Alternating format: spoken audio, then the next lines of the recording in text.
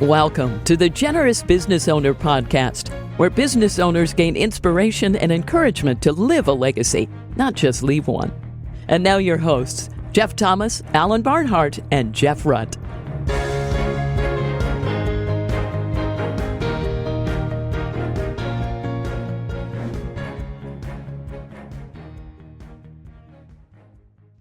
Welcome, everybody, to this week's Generous Business Owner Podcast. My name's Jeff Thomas, and we've got Jeff Rutt with us today. Say hello to the people, Jeff. Hello to the people. And we have a very special guest with us this week. It's Bill High. Bill's been a friend for almost 20 years. He's been active in thought leadership around family legacy and philanthropy for really decades. He's currently the CEO of Legacy Stone and 7 Generation Legacy. And you'll understand what those are by the end of the podcast. But welcome to the program, Bill High. Hey, I'm really glad to be here with you guys. Double Jeff, as I said. Double Jeff, a double dose. It's a little too much for anybody, but we'll try to take it easy on you. So this has been a lot of fun. All right, so Jeff, kick us off. Yes, Bill, welcome. So glad to spend some time with you here. Start us off by giving us a little bit of insight, what it was like in the High household in those early years. Yeah, growing up, my dad was the oldest of 8 in a 3-room log cabin in the hills of the Missouri Ozarks. Very backwoods, very hillbilly. He joined the service, went overseas, met my mom in Japan, brought her back to the United States. 6 kids. I was number 5. We were a very poor, welfare kind of family. It was pretty tough sledding. He was an alcoholic, heavy drinker, smoker, the whole bit. He died when I was 12 years old. But right around the time he passed away, there was a family down the street who brought us a children's Bible storybook. And that's really how I came to know the person of Christ, is through that children's Bible storybook. It was kind of years passed, by the way, before I realized the genesis of that children's Bible storybook. But what had happened is there was a family that had joined with 2 other families to plant a church in a town of 100 people. And then think about that. You guys are in the ROI kind of business. Plant a church in a town of 100. If you get a 20% return, you got a good Sunday. So that's how really I came to know the person of Christ, is through this little church plant, this family that became believers and brought us a children's Bible storybook. So pretty humble beginnings, tough, very, very tough background. When my dad died, it was, sent us into a tailspin, notwithstanding the fact that he wasn't a great guy.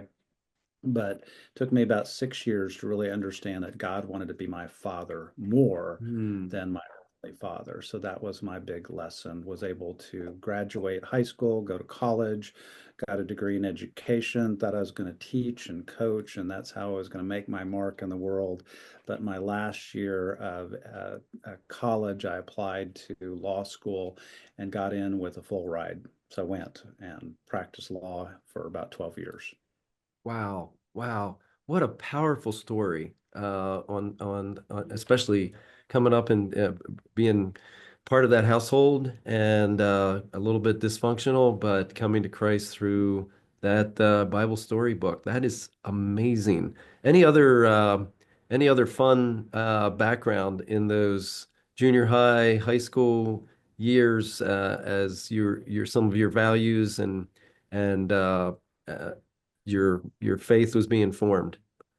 I was fortunate because after my dad died, God is true to his word, where he says he's a father to the fatherless and a defender of the widow. And so God really defended my mom.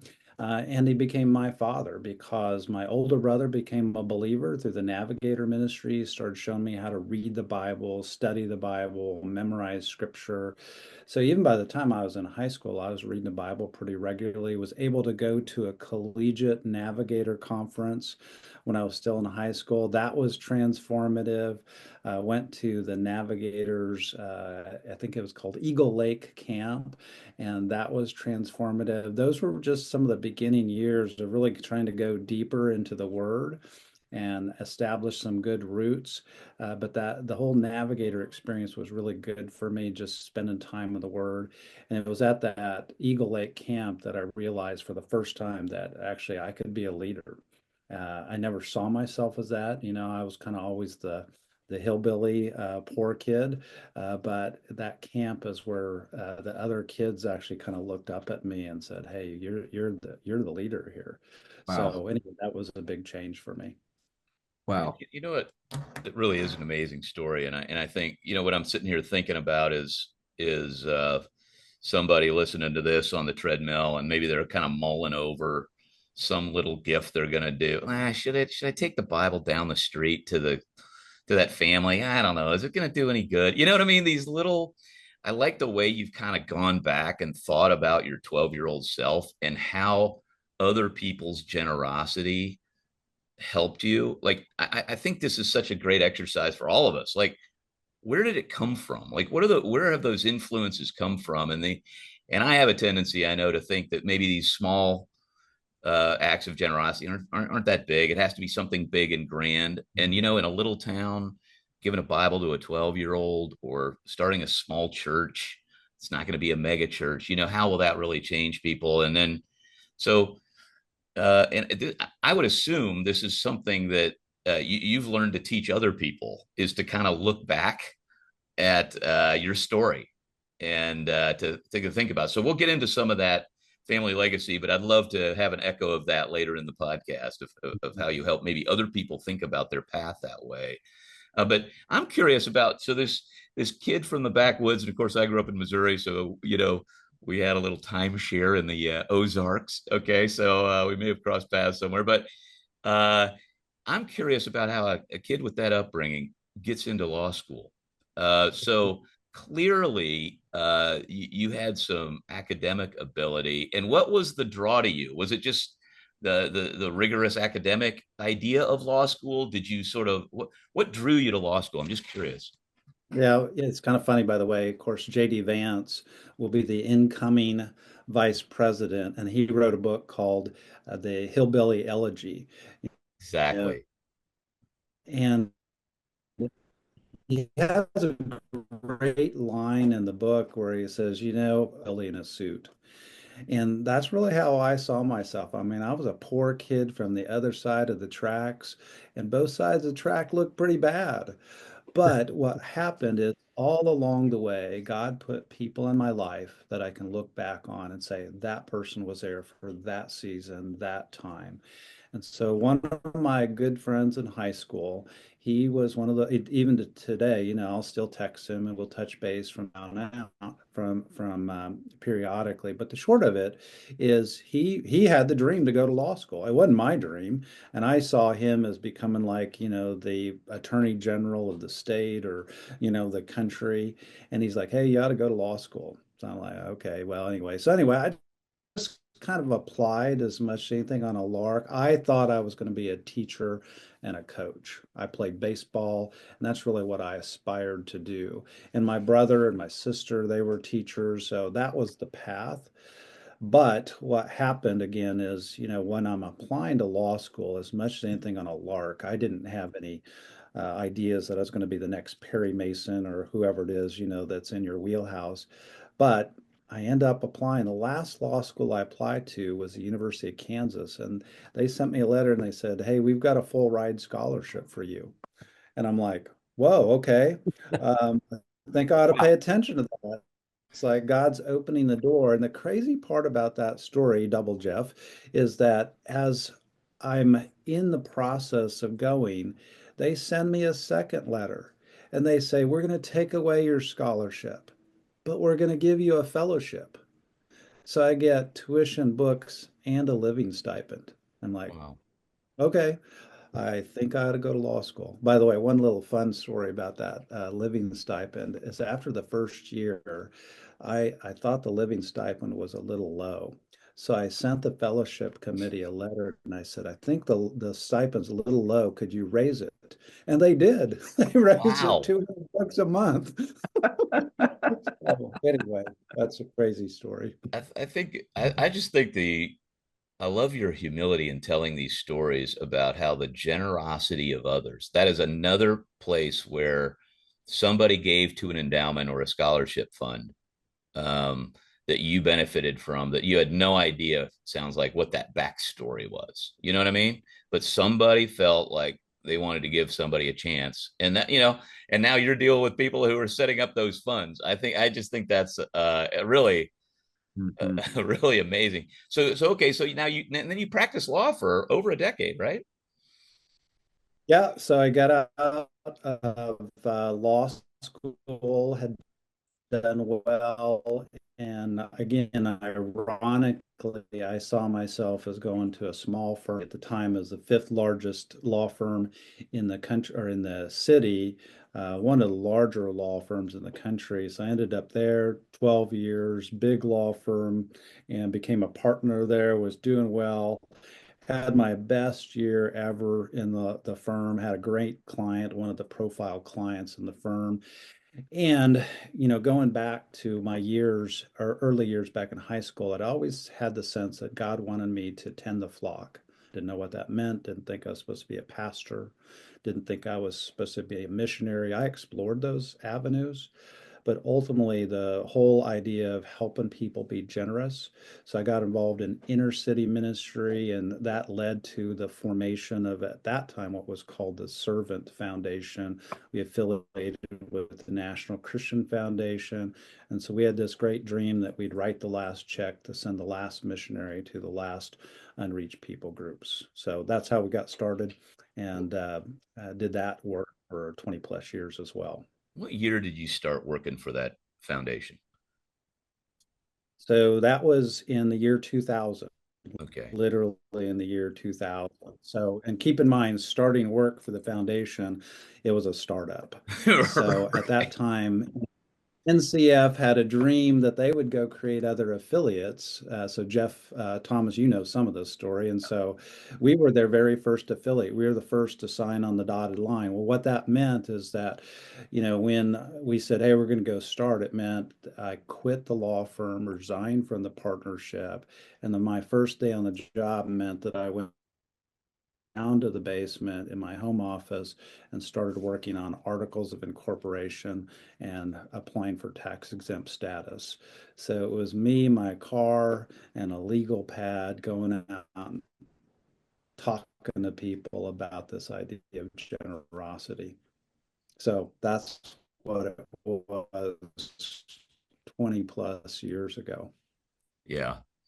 And I remember I came to see you with a little contingent from Houston, probably in 2006. So you'd been doing it for a few years and gotten it off the ground for sure, and we're having some success. So that was a real template for us in Houston to copy some of what you were doing there to be an affiliate. So what did you kind of learn? And I do want to kind of get to these current years, um, but what are some of the lessons you learned through that period? And I know now you're doing a lot of this family legacy coaching. So how did it come from kind of running that foundation? Maybe kind of take us up to the current day. What did God teach you through those years?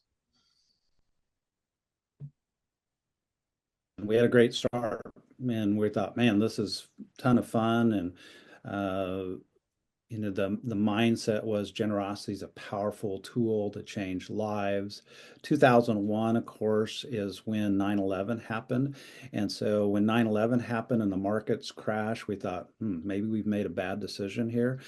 Things looked pretty bleak for a bit. But what happened over time, guys, is that we saw we kept growing, and we reached more people, and we started to have relationships across the country. Not something that we anticipated, by the way, but it just began happening. People began calling us saying, can you come talk to us? So it was a ton of fun to see that generosity work grow. But there was something that troubled me and began to trouble me probably about '06, '07, is when the work was growing. But there are a couple statistics out there, these, is that giving as a percentage of income hasn't grown since 1929, still about 2.5%. And that really bothered me. Here we are in supposedly the generosity movement, but we weren't seeing it become a movement. And so I began to question, hey, what's the missing element? Well, what happened is we had a family that called us. It turned out to be the Hobby Lobby family. And they're like, hey, we need some help. We're okay on the generosity side, but our family needs some help because we're making this transition into the third generation. So how do we do that? And it can't be a lawyer, can't be an accountant, can't be anybody that's going to sell us insurance. And I didn't know who that was. And so ultimately, I made some phone calls and we ultimately got involved with the family and helping them set a direction for the future generations of the family. That work, as I began to see it play out, was actually start of the answer to some of my questions about how we could see this generosity movement take real flight. And what I mean by that is that generosity has an accelerator and a brake, always will. The accelerator is, man, it feels good. It's fun to see, people's lives change. But the brake is, and you understand this, Jeff Thomas, is do I have enough? What happens in retirement? What happens if I get sick? So all those kind of questions lead to the brake. What I realize is that the only thing that has the accelerator and the brake in the right way as it relates to our money is family. And when we see families that get healthy, then what happens is they become incredibly generous. But you've got to have it become because the brake becomes how do I protect my family? How do I use my wealth to help the family grow instead of having the money be the objective? The accelerator in the family context is, man, when we see the family, all the vibes of the great Christmas and the Thanksgiving and us coming together in unity, that's the accelerator. So that's how they work together. And that's when I began to say, man, I could really make a big difference if I can help families be healthy and have the right structure, the right governance, and train their kids for future generations. So I just gave you a whole big mouthful, but No, that's no, really. but okay. So this is the heart of what we want to talk about today anyway. And I really appreciate it, man, the way God opened the doors and the way you've been able to look back and clearly describe those doors being opened, I think is super cool and just a lesson for me to make it clear to others, and your testimony is really clear. So this whole thing about the Green family just happened to call you up. Okay, so sort of in our little holy huddle of generous business owners, especially in the Christian world, everybody knows the Green family, the Hobby Lobby story, multi-generational, $1 billion business kind of thing, and they just happen to call you. What an amazing door that opens. Okay, and I know that you've now partnered with them for decades to help their family, but then take the lessons from that to help other families, including ours. So can you kind of talk about? You gave us some great kind of high level principles, but can you talk about maybe some of the I know you wrote a book about this with David Green. So can you talk about some of the practical things that you learned? What were some of the lessons from the Greens that you now try to teach to others? Yeah, so the big first exercise is that when we began working with the family, and we talk about this in our book, the Giving It All Away book, is that they brought me in and I looked at their estate plan, their legal documents, and I said, guys, you've got a good estate plan. You've addressed your critical issues, but you don't have a good legacy plan because that legacy, you don't have any of your vision, your mission, your values defined. So you don't have the guardrails by which the family will govern itself for the next 150 years. And both of you guys know you can have the best legal plans, but if they're just written in legalese, they don't give any guidance to the family. So that was our first thing that we did with them was we helped define family vision, mission, values.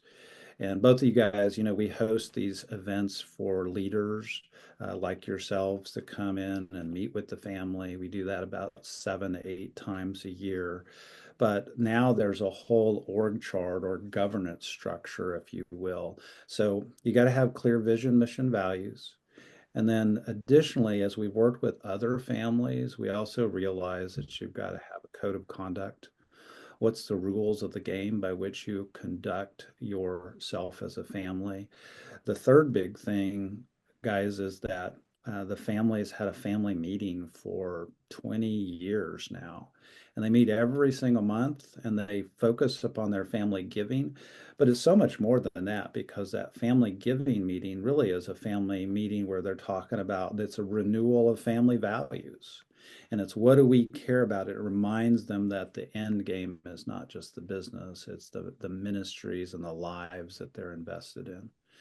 And just look, little quick aside, they end every family meeting, family giving meeting with the story of one. What's the one life? Just like me, the one life that we've impacted by our giving. So those are a few of the things that we say become really critical. All of those get wrapped up into this idea that the fourth big thing, as I say, is vision, mission, values, code of conduct, family meeting, and then you got to have the ongoing governance as a family. And the governance, again, is not just a state plan, but it's really what are the structure, the rules around family councils? What do family meetings look like? What are future roles that people are going to play in the future? Both of you guys sit in, if you will, the G1 seat, the patriarch, matriarch seat. What happens when you're gone? It's tough for families to run by committee. So it's important for you to define who will step into the next future leadership. So that way, when a kid says, hey, I'm going to step into that role, that everybody doesn't look over him and say, what are you doing in that role? Nobody made you God. So it's important that you define what the roles are that people get to play in the future. And some are going to be better equipped at it than others to play particular roles. So we do a lot of assessments, by the way, for families to help them understand, hey, what is your next future leader? As you guys appreciate, so often it's, that mom or dad may say, hey, we want Junior put in the CEO seat, and Junior ain't equipped, so how do we make sure that we get the right person in the right seat?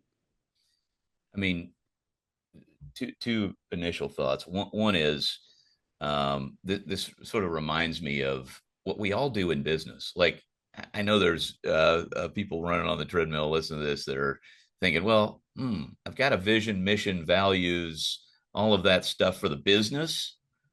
And I did my estate plan. I was kind of hoping I was done, you know? Uh, it sounds like a big task to do this for the family. Can you can you demystify that a little bit? Can you break it down into something? How do you make that an elephant that you can eat one bite at a time? Yeah, so we've done this enough, Jeff, and you know this, that we've boiled this down now to where we do a workshop. But we can typically help a family come up with their vision statement in about an hour or less. Yeah. 5 words, something that they can remember. Mission statement, same thing. The values, same thing. But if you get those three things, vision, mission, values, doesn't matter whether you're a gazillionaire or whether you're just a young married. It's way easier, by the way, if you got young married to do this, is you'll set the compass setting for the next 150 years. But it's true, 100%. It's easy to do this for your business. But the truth is what the scriptures show us is that this is what God did for Abraham. From the very beginning of the scriptures, he's like, Abraham, here you go, land, people, and blessing. Gave him a vision. And then by the time you get to the book of Exodus, he gives him really the values and the code of conduct, and by which they're going to govern the family for the generations to come. So the scriptures really lay this out. And of course, what's the first institution in the entire Bible? It's the family. So if you get the family right, everything else flows out of that. Business is not the first institution.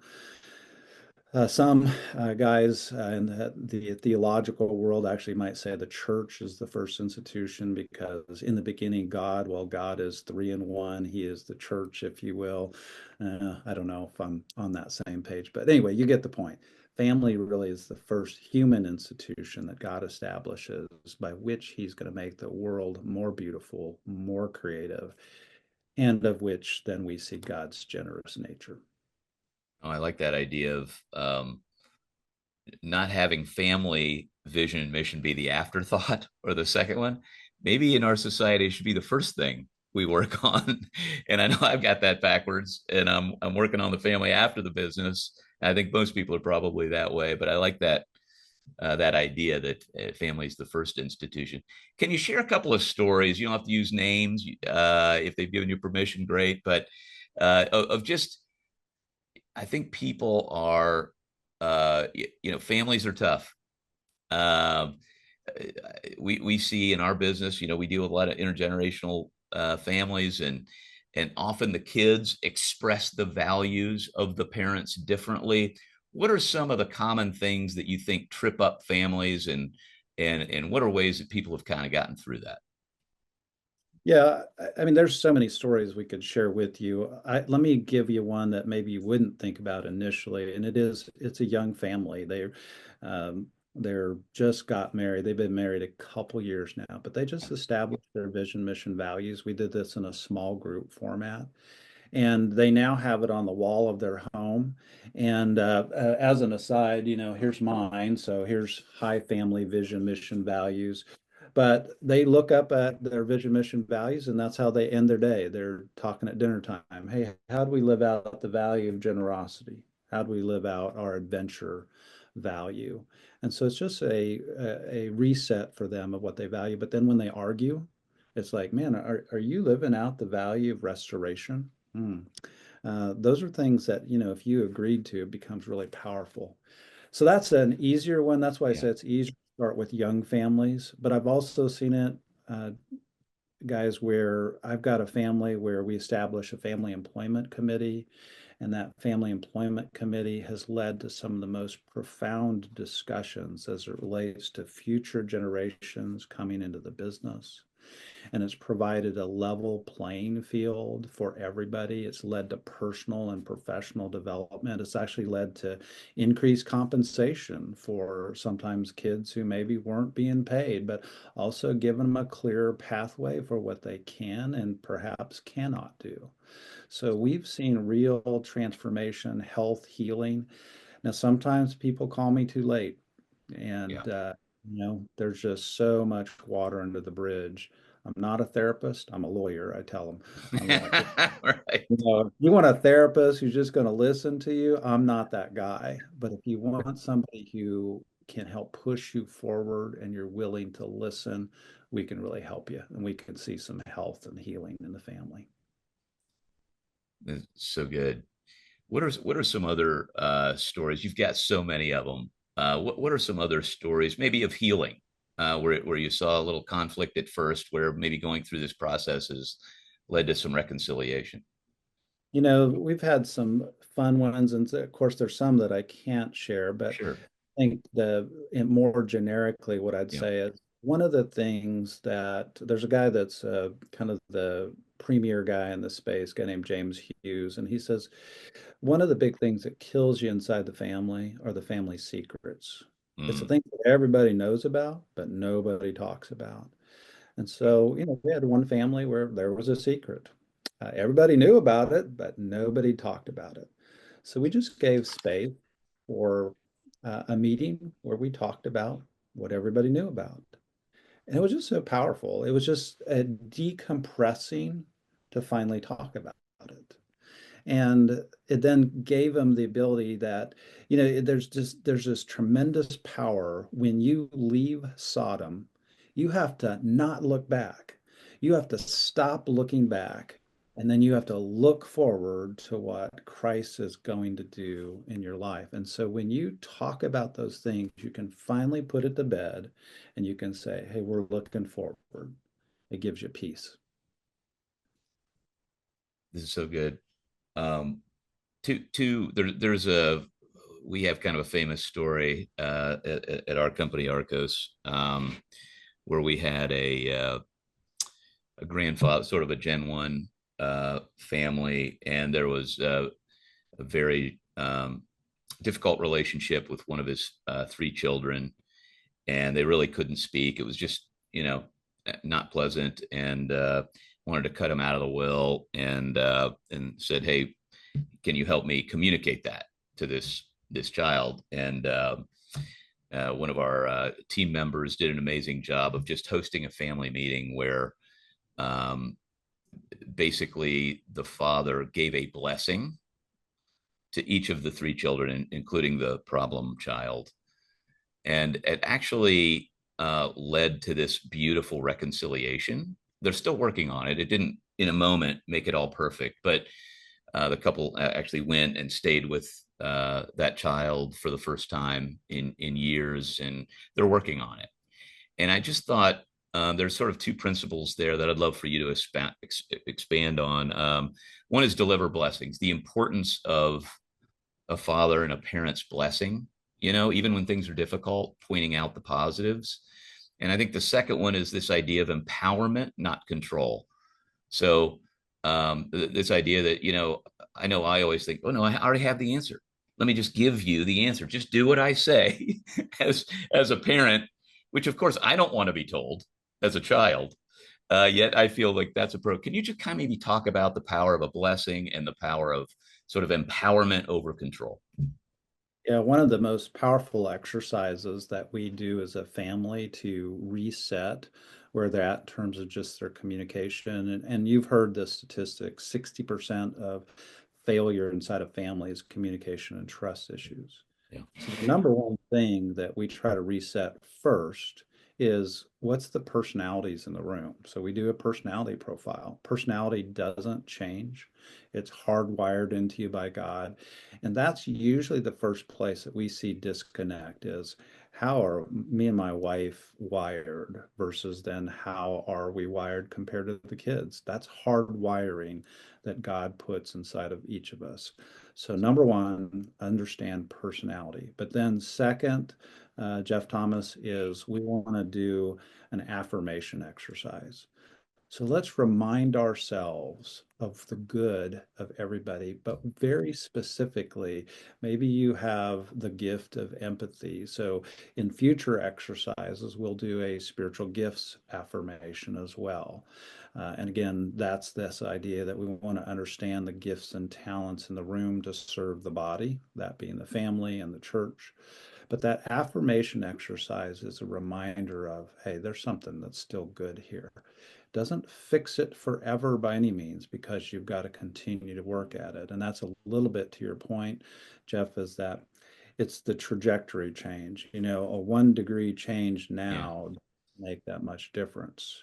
But if you keep working at it, not only now, but 20 years from now, but in future generations, you change the trajectory of your family and you change it for generations to come. You just may not see it. So that's some of what we really try to work on inside the family. What are we setting in motion? So, and that, by the way, when we talk about legacy, that's how we define it. Legacy is what you set in motion. It's not what you leave behind. Yeah. Yeah. Go ahead, Jeff. Can I ask you a quick question? So, Bill, any stories or advice? I really appreciate the depth and the breadth of your experience related to that third generation. Mm-hmm. Any grandkid stories? Yeah. There's some families where I'm just working at the grandkid level. And usually the grandkids are very anxious. They want the input and the feedback. And we can see sometimes in the families that I've worked in, the grandkids actually push the rock uphill. And they are the ones that get the upper generations to work together and to move together and to talk. I also find that when the upper generations define their values, including their giving values, that those younger generations become more willing to accept those guidelines and they will honor them, even if they disagree with them. And so, but it's all about having clarity because clarity brings unity. Mm-hmm. And that's what they want. They want clarity and unity. The other big thing, Jeff, too, is they want to hear your stories. Mm-hmm. They want to know the stories on how you got here. Mm. And when you start to tell those stories, a good story has an emotional element to it. And when you connect into that emotion, you bring unity. Mm-hmm. So anyway, I could keep going on, but the G3 stuff is a ton of fun. Yeah, that's good. That's good stuff. I love that. Story time. Anything else as far as engagement with the younger Gen 3? Yeah, so the biggest mistake that we see is that people wait too late. Hmm. So if you really look at what truly happens in successful families, in the Jewish model of education, 0 to 5 was storytelling and the Shema. Look up. That's the first thing. Look up and see yourself accurately and then tell stories. And then it was a strategic step by step on how do we understand the law? How do we understand our relationship to one another? And so we say you got to start early. You got to be able to tell those stories, know vision, mission, values. Again, if you think about it in terms of the law, don't wait till your kids are 15. The other big mistake that we see among G3 is that we tend to take the approach of, you know what, they'll figure it out. Now you got to give them the guardrails around that. The Western model of the Western worldview is we raise our kids up and we kick them out. Mm-hmm. Go off and be independent. The biblical view is we raise them up so we can be a team, so we continue to advance and take the land. Mm-hmm. That's a worldview shift, Jeff, that we have to make. We must make. Mm-hmm. We do have another book coming out with David Green that we're going to talk about this worldview shift. It's called The Legacy Life. And it's coming out next October. But I would say, guys, that in my mind is probably the biggest thing that I'm invested in over these whatever years God gives me. It's changing this worldview of how we look at family. And then accordingly, Jeff Rudd, it's how do we invest in that next generation so they have that worldview and feel like they're part of something? Because this is a generous business owner podcast, I would also say, I also see it constantly that we wait too late to involve our kids in our giving. Mm-hmm. Start when they're 5. Start when they're so little. That's just part of your family culture. Don't wait till they're in their 20s. I can't tell you how many families I've stepped in. It's like, have you done any giving with your family? That's a good idea. Too late. You got to start when they're young. Mm-hmm. Such good advice. Such good advice. It is. And you think about these other cultures, so many other cultures is, the family lives together longer and this sort of thing. It does seem like a little bit of a uniquely American thing where we're, sort of fiercely independent to immigrate here to, bootstrap it and then expect everybody else, the next generation, to do the same. And I'm not sure that's, I love that idea for a book of thinking more as a team, not as independent entities. Yeah, we could do a whole empowering. podcast on that one, Jeff, because this whole worldview thing, I mean, that's probably what I've had to dive into the deepest as I've done this work with families and, of course, now creating content, small group materials. It's a fundamental worldview shift, but it ties into what's the history of family around the world. And unfortunately, much of the world now has adopted a Western worldview of family. Right. Right. Maybe we need a worldview adjustment. So when the book comes out, we'll have you back to talk about that specifically, because I think that's kind of the root of the whole thing.